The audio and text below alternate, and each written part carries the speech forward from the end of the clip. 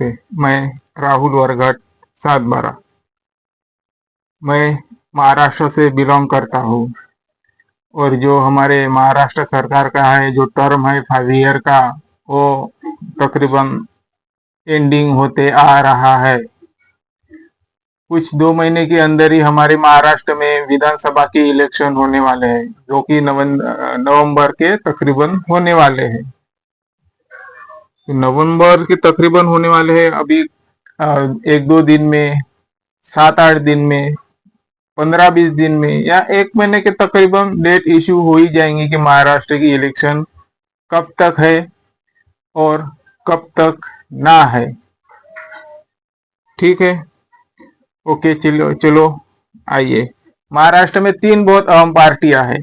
महाराष्ट्र में 3 पार्टियां बहुत अहम है।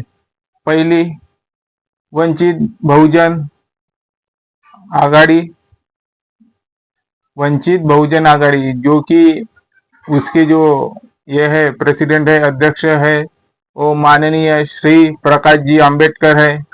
फिर आती है हमारी महाविकास आघाड़ी, जो कि इसकी किसकी, शिवसेना। शिवसेना मतलब किसकी, ये उद्धव ठाकरे जी की। और कांग्रेस प्लस एनसीपी, एनसीपी मतलब हमारे कौन है, शरद पवार, तो ये उनकी है। फिर आती है महायुति सरकार, जो कि शिंदे फडणवीस की है, और एनसीपी की। एनसीपी यानी कौन है उसमें, अजित पवार। तो ये 3 मेन पार्टियां है, ये 3 मेन पार्टियां है। तो महाराष्ट्र में कौन क्या बोलबाला कह देगा, ये तो लोग ही बताएंगे। और हम लोग से ही अपील करते हैं कि ज्यादा से ज्यादा सही वोट कीजिए, जो आपको ठीक लगे ओ। अभी हम आते हैं जो वंचित बहुजन आघाड़ी के पदाधिकारी, अध्यक्ष और कुछ कार्यकर्ता माननीय श्री प्रकाश जी आंबेडकर, उनका भी बोलबाला बहुत अच्छा है महाराष्ट्र में। वो अकोले जिले से बिलोंग करते हैं। उन्हें मराठा कम्युनिटी के मतलब बहुत उन्होंने हित में काम किया, शेड्यूल ट्राइब के हित में काम किया, मुस्लिम कम्युनिटी के हित में काम किया। शिवाजी महाराज, संभाजी महाराज, छत्रपति शिवा, शाहू महाराज, फुले जी, सावित्री जी, ऐसी उनसे रिलेटेड कुछ एजिटेशन है, चढ़वड़ है, जो कि एक हमारे महाराष्ट्र के लिए अच्छी बात है। वैसे ही हमारे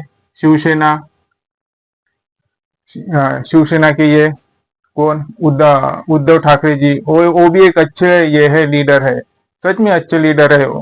क्योंकि जो आदमी की जो पहचान है उसका रहन सहन और फेस से ही पता चलता है। तो इसीलिए उनके भी तरफ हमें ध्यान देना जरूरी है। फिर चाहे हो अपने धर्म के हो या अपने धर्म के ना हो, हमें एक अच्छी, देखिए, हमें एक अच्छा प्रतिनिधित्व हमारे विधानसभा में भेजना है।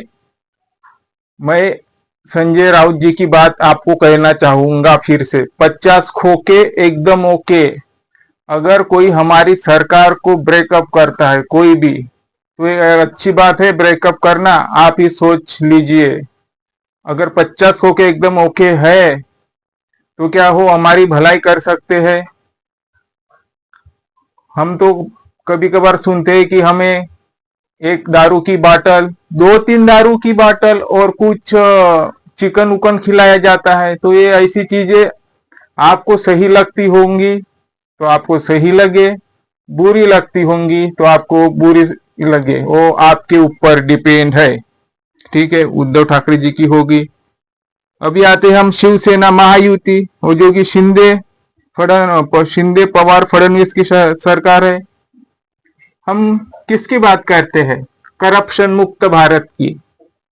हम किसकी बात करते हैं, करप्शन मुक्त भारत की। अगर जो करप्शन करेगा हम उसे जेल में ठूस देंगे। शायद कांग्रेस करप्शन है, कांग्रेस करप्शन थी, बहुत बड़ी करप्शन थी, और जो करप्शन थी तो उसे हमने जेल में ठूस दिया।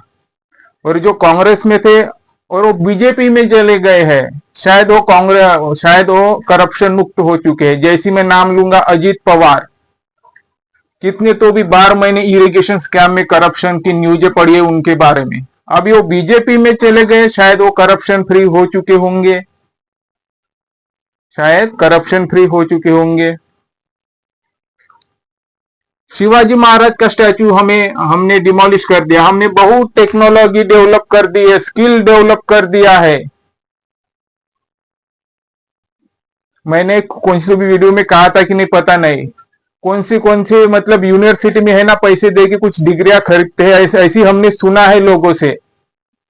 हमने लोगों से सुना है शायद ये टेक्निकल भी पैसे दे के ना खरीद ले, क्योंकि हम करप्शन है ना। करप्शन है कि नहीं है, आप ही चूज कीजिए, क्योंकि ये स्टैचू गिरना 1 साल के अंदर अच्छी बात नहीं है।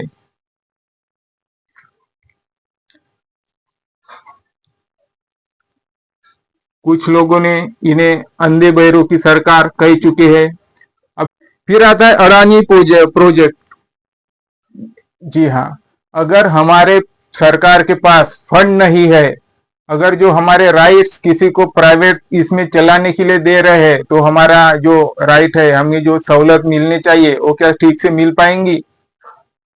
कल ही एक आदमी ने मुझसे कहा कि हमारे देश के ऊपर बहुत कर्जा है, तो हम किससे फंड लेते हैं?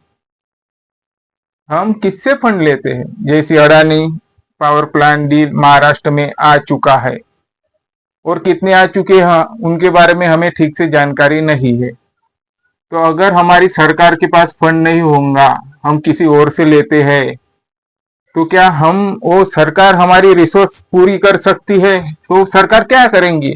जिसने उसको वो ये किया है, प्रोजेक्ट दिया है, उससे पैसा लेंगी कि नहीं लेंगी हमें नहीं पता, क्योंकि हमें उतना समझता नहीं है। फिर आते हैं अन्ना हजारे।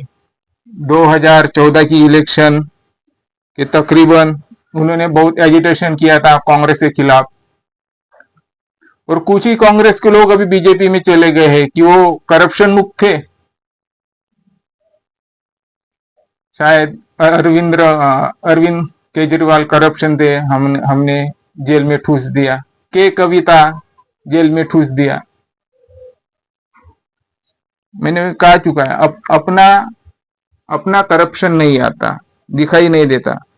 अन्ना हजारे ने बहुत एजिटेशन किया था कि ये हमें जो कौन सा पेपर है वो दो, बहुत बड़े। तो अभी शायद ये कहा गया अन्ना हजारे, जिसे हम गांधीवादी नेता समझ आदमी ने कहा है कि हम जो हमारी विरासत है वो बेच रहे हैं।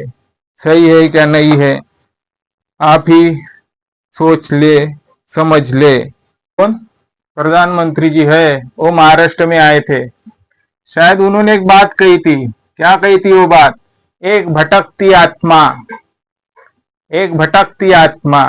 उनकी बात से मैं बिल्कुल पूरी सहमत हूं, पर पूरा सहमत नहीं हूं। यही तो खासियत है, पूरा सहमत नहीं हूं, क्योंकि एक भटकती आत्मा नहीं है, उसमें से हम भी एक भटकती आत्मा है। कभी यहाँ रहते हैं, तो कभी दोस्तों के घर जाते हैं, तो कभी किसी के घर जाते हैं, तो कभी रेलवे स्टेशन पर जाकर बैठते हैं, तो कभी रेलवे में जनरल डिब्बे में जाकर बैठते हैं, और हम भटकते रहते हैं। तो शायद मैं भी एक भटकती ही आत्मा हूं। शायद मैं भी एक भटकती ही आत्मा हूं। कभी झारखंड में जाते हैं, कभी मध्य प्रदेश में जाते हैं, कभी जम्मू कश्मीर में जाते हैं, तो कभी महाराष्ट्र में जाते हैं, कभी तमिलनाडु में जाते हैं, तो कभी आसाम में जाते हैं। शायद तो फिर हम भटकती आत्मा नहीं है। जो कांग्रेस के जो मेंबर हैं, वो बीजेपी में जा चुके हैं, शायद वो भटकती आत्मा नहीं है। शायद वो भटकती आत्मा नहीं है। तो इसे भी आप जरा ध्यान में रखिए, कुछ बातें।